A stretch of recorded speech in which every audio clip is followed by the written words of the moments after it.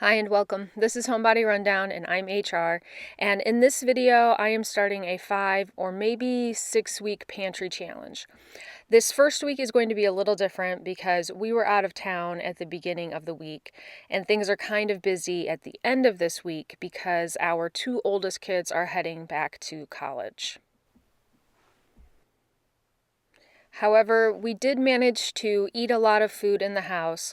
While my husband and I were out of town, the kids did not go to the grocery store, so they only ate stuff in the house.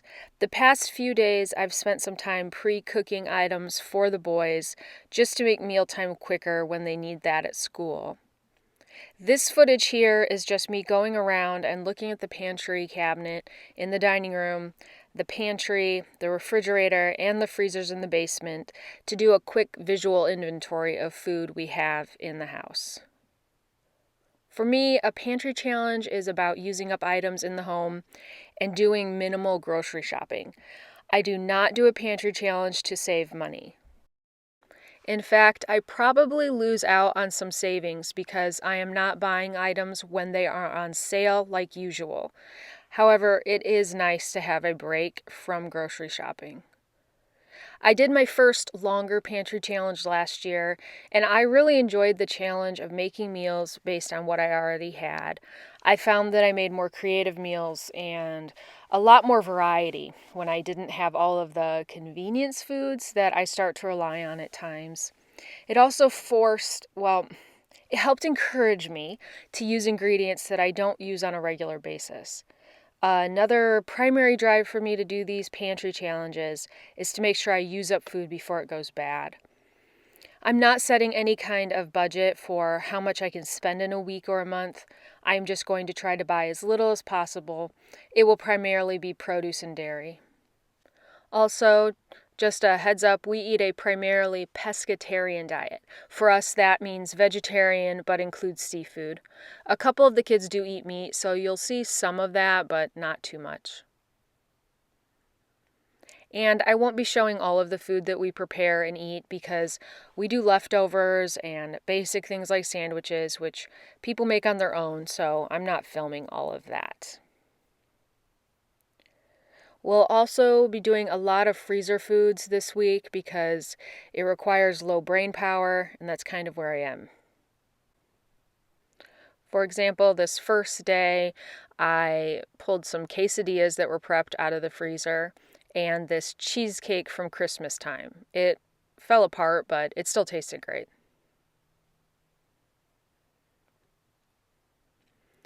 On this day, it is frozen veggie burgers, frozen corn, and then these are fresh potatoes that the kids peeled for me. I diced those up and seasoned them. They were getting to the end of their life, so they really needed to be used up. Had this sharp cheddar cheese from Whole Foods in the fridge, so I'm going to slice that up for the burgers. And this was a really good price. It was on sale, and I think it was only about it was two something, so it seemed like a good deal. Now, I did taste it. It's not as good as like a Cabot, which is what I usually get at Sam's Club or Costco. But it's also not such a large quantity, which is more convenient sometimes. This is the very last onion that I had in the pantry, doing some thin slices for the burgers tonight and then dicing up the rest to use later this week. The potatoes were great. I used a convection oven for these. And these are Beyond burgers.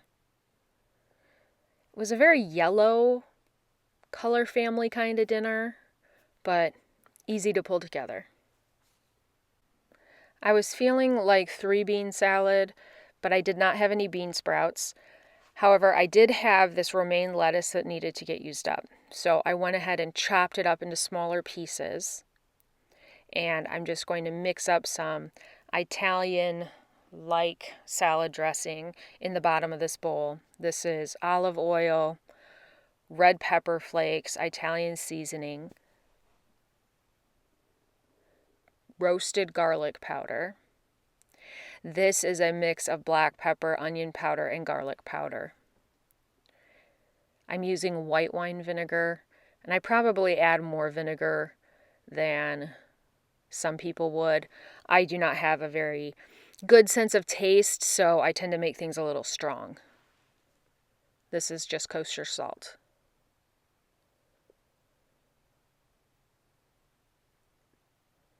And I am adding a little bit of sugar. It doesn't take much to really sweeten up a dressing like this. But I don't measure anything. I'm not following recipes, so I do have to keep tasting stuff. It needs a little more salt. These are kidney beans that were in a glass jar in the pantry. They're already cooked. I think the brand is Jovial. These are some of the diced onions from last night.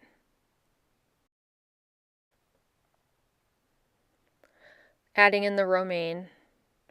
And because this is a fresh lettuce, this salad is you need to eat it this day kind of thing.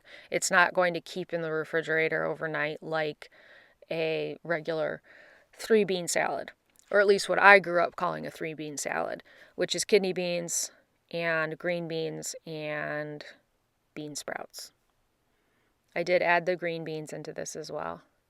Now, if you used fresh green beans and cooked them, they would have a prettier color, but this is really convenient.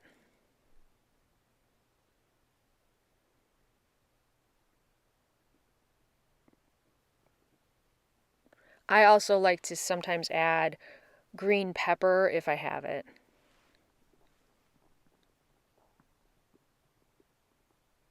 Needs a little more seasoning. This is the garlic and onion powder and black pepper. Also added some more red pepper flakes. And this turned out great. I really enjoyed it with the lettuce.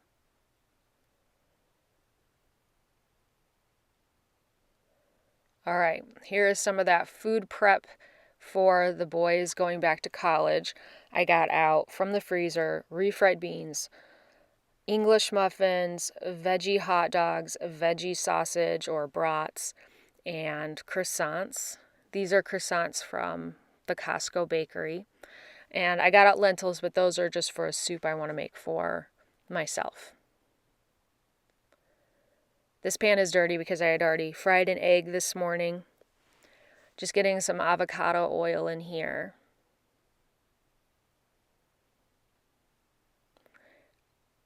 And frying some more eggs. These are going to be used in some breakfast sandwiches for the boys. This Swiss cheese has been open for a while, so I want to use this up, and then I have that cheddar cheese that I opened last night. The croissants do not come pre-sliced, so you do need to do that. And I had some red pepper in the refrigerator from Trader Joe's. These are roasted red peppers, so I sliced those up and put those on some of the breakfast sandwiches. Frying up more eggs. I'm making all the croissants into breakfast sandwiches, and then I'm also using the English muffins. So the English muffin ones, I'm also going to add veggie sausage. This is Beyond brand. So these are just eggs, cheese, and that veggie sausage.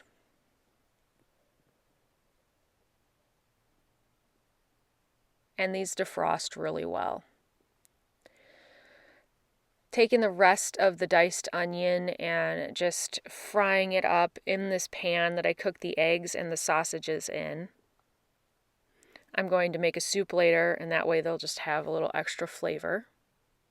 For these breakfast sandwiches, I'm putting them in these little paper bags. Now, I forgot to look at the box. I don't know that these are something you should use in the freezer, but I just wrap each sandwich in one of these, and then I put the paper bags inside another, either a large Ziploc or a plastic container.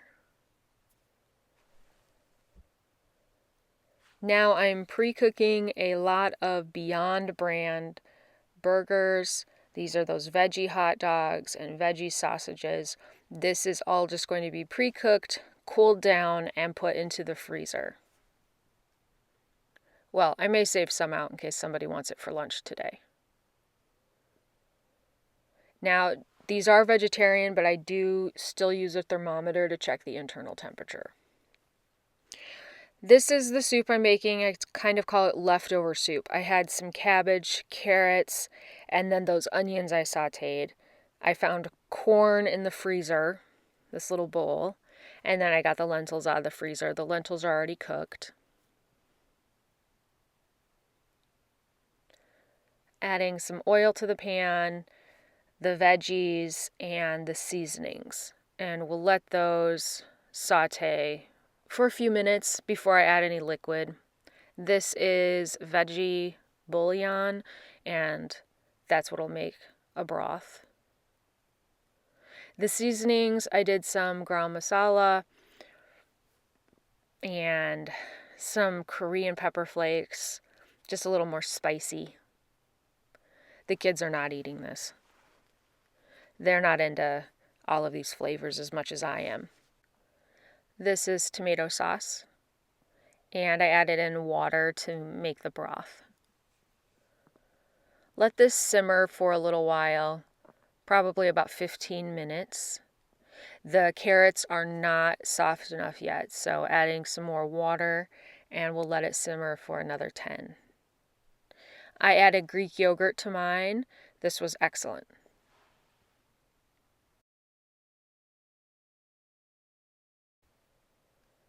Just real quick, making up some trail mix. The boys will take whatever's left to college with them. They are the ones who primarily eat this. I like to add in nuts and raisins and chocolate chips. I had a few peanut butter chips left from Trader Joe's, so adding those in as well. These are milk chocolate chips, salted peanuts, the organic raisins I get at Costco, and the whole cashews are from Costco as well. I get the peanuts at Sam's Club. And I don't fill it all the way up initially because it can be hard to get things to mix together. So at this point I'll put the lid on, and this was not the lid, that was the peanut lid. Alright, this is the real lid. These jars and lids are from Azure Standard. I ordered those online. So just shake it up to mix, and then I'll add enough in to top off the jar. I have not done the math on this, but I have to think that even though all these separate ingredients are expensive, this still has to be cheaper than buying pre-made trail mix. And since I had the raisins out, I'm refilling this jar that I keep in the kitchen. I add raisins to my oatmeal almost every morning, and it was out. Another item I add to my oatmeal are toasted chopped pecans, and I had run out of those. This is a bag from Costco. Sam's Club also sells large bags like this.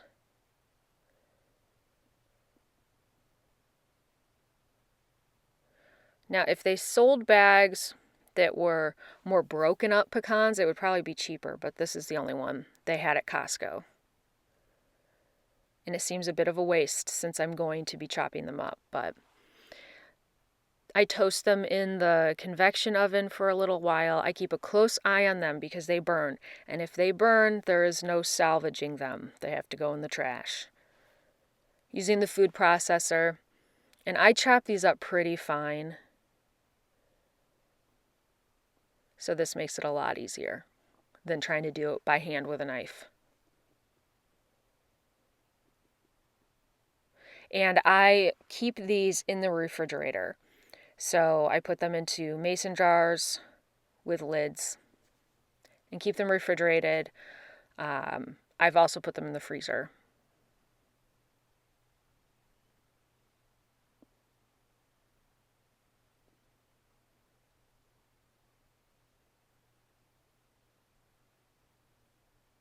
Making rice. And this was close enough, so I just emptied out the jar because I like to empty the jar before I add in new rice. so I can just add a little extra water. I do rinse it, and with this kind of strainer or sieve, I have to tap it because the rice gets caught along the edge. So you definitely want to try to get that out before you clean it. I like to keep a mason jar or a canning jar on the counter, especially the ones that have the cup measurements on the side. I use it to refill my coffee pot, and it's nice when you need measurements for things like rice. Using the Instant Pot to cook this tonight. Making some green beans. These are frozen.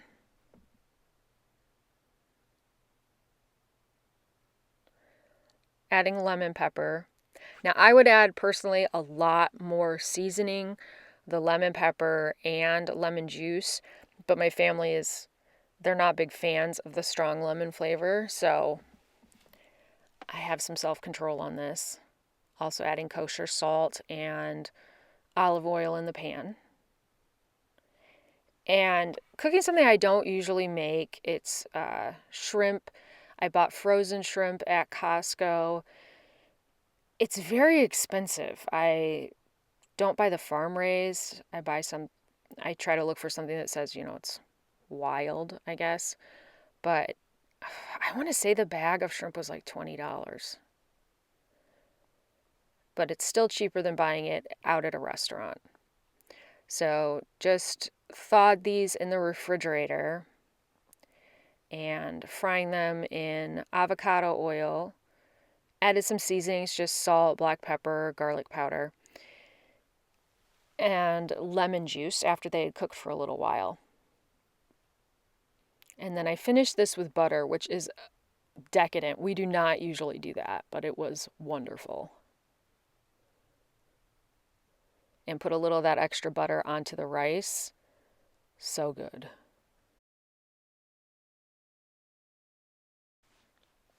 Making an extra large batch of pancakes so that I can freeze some of these for the kids to take to school. So this is a lot of eggs, vegetable oil, milk, and if I had been thinking ahead better, I would have mixed up some milk from powder last night, but I forgot. So this was 2% milk. Adding in syrup for sweetness. This is maple syrup. And I had enough whole wheat flour, I could add a cup of that in as well to replace some of the white flour. These are rising agents and salt. And I think I forgot to mention it. There's also vanilla in this. And then I cook them on the stove in cast iron in butter. So I do butter the pan between each pancake. And this morning, though, my husband made all of these for me. It was wonderful because there were so many. But my family would have been very unhappy if I froze all of these, so I kept about half of them out so everyone could have some pancakes today and for the next couple days.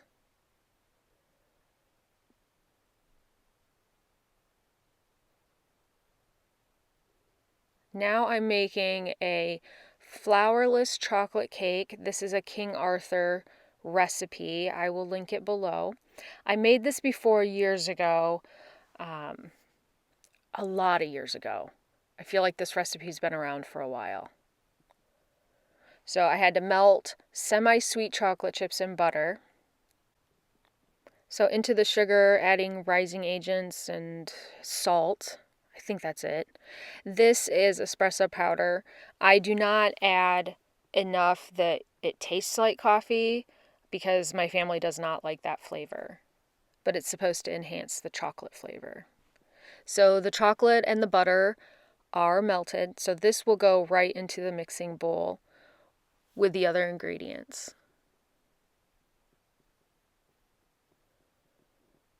Now this was not piping hot, and just to be safe, I went ahead and mixed it in with the other ingredients and let it sit for a minute just so it wasn't too warm and it wouldn't, cook the eggs.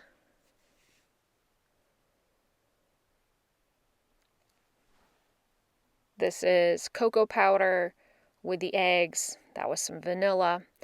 And I do have to, especially on a cake batter, I really have to scrape down the sides. Now, this is where I should have, well, one instance where I should have paid more attention and read the recipe better. Oh, here's the cake pan. I used soft butter to oil all the sides and then cut out a piece of parchment paper for the bottom. The batter looks beautiful, but I probably let this whip way too long in the KitchenAid. It said, just to mix the ingredients together, so I don't think it was supposed to, go on medium speed for that long. After it's baked, you have to let it cool for a few minutes, and then I took the offset spatula around the edges. And it really puffed up around the edges, but that's probably on me because I overmixed it.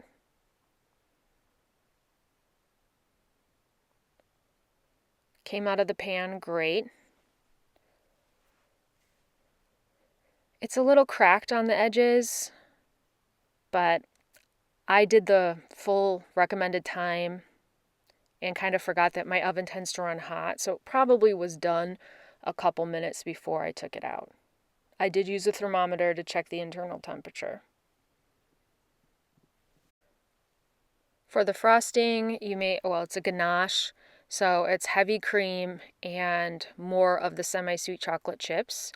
And as I was melting these, I thought, this looks way too liquidy, so I poured some liquid out. Still looked too liquidy, so then I actually read the recipe again and realized I had done twice as much cream as I was supposed to. So poured out more of that cream, and then it looked great. And it is very shiny. So just pushed it to the edges so it would run down the sides a little bit, but the consistency was really good. And, it's cream and chocolate chips, so of course it tasted fantastic too. So with that cream, that chocolate flavored cream that I had poured out, I am just going to add it back into the jar with the rest of the cream. This was heavy cream I had gotten out of the freezer, so it wasn't even all the way defrosted yet. But I just poured it into the jar with the rest of that cream, added a little hazelnut extract, and tasted it. And it needed a little more sweetness, so this is powdered sugar. And I'm just going to use this as coffee creamer. And I really like these lids that fit onto canning jars with the pour spout. They are wonderful. For lunch today, I pulled out this plant-based mandarin orange, fake chicken. And it's something I got on sale at Whole Foods a while ago. That was in the freezer. I have frozen peas, rice and green beans from the other night, some seasonings, and some veggie rolls from Costco. So I'll cook up this vegetarian chicken, and then I prefer it to be more in bite-sized pieces. So after it fried for a little while, I chopped it up, and then I took it out of the pan so it wouldn't get too mushy while I cook the vegetables. So this is more toasted sesame oil. And be careful, it can really splatter. I was putting a cold thing into a hot pan, probably not very safe. This is the rice and green beans and a little bit of that shrimp butter from the meal I made the other night. Then added some more seasonings. There was a orange chicken flavor sauce pack in the bag, so I added that in and made the veggie rolls in the toaster oven. This was great. And came together really quickly too, since it was mostly already made food.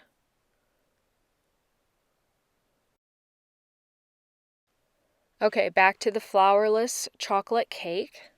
This has been sitting for, I think, about 2 hours. I was worried it may be dry, especially around the edges, but it was fantastic. The ganache gives a fudge vibe, and the cake itself gives a very dense brownie vibe. Just delicious. Now I'm making oatmeal raisin cookies. These also have chocolate chips in them. I'd already pulled out all of the dry ingredients into a bowl using milk chocolate chips and mini white chocolate chips. And realized I forgot to get out brown sugar, which needs a refill. Luckily, I have a couple more bags of brown sugar. This is shortening and butter. We'll mix that well with the sugar. A couple eggs, vanilla, get that all blended together, and then I'm adding in all the dry ingredients, including the oatmeal and the flour, chocolate chips and raisins. And honestly, I don't know if a KitchenAid mixer is supposed to work through ingredients that thick. I have burned a motor up before, so don't trust me. The cookies, though, turned out great and were thoroughly mixed. I feel Pantry Challenge went really well this week considering how rushed things felt with being gone. Was able to get a lot of food prepped for the kids. Not everything I wanted, but still a good amount. The highlights had to be the shrimp with that lemony butter sauce and the flourless chocolate cake. So if you are interested in this kind of video, I plan to put out 4 or 5 more of these over the next few weeks. And as always, thank you so much for watching.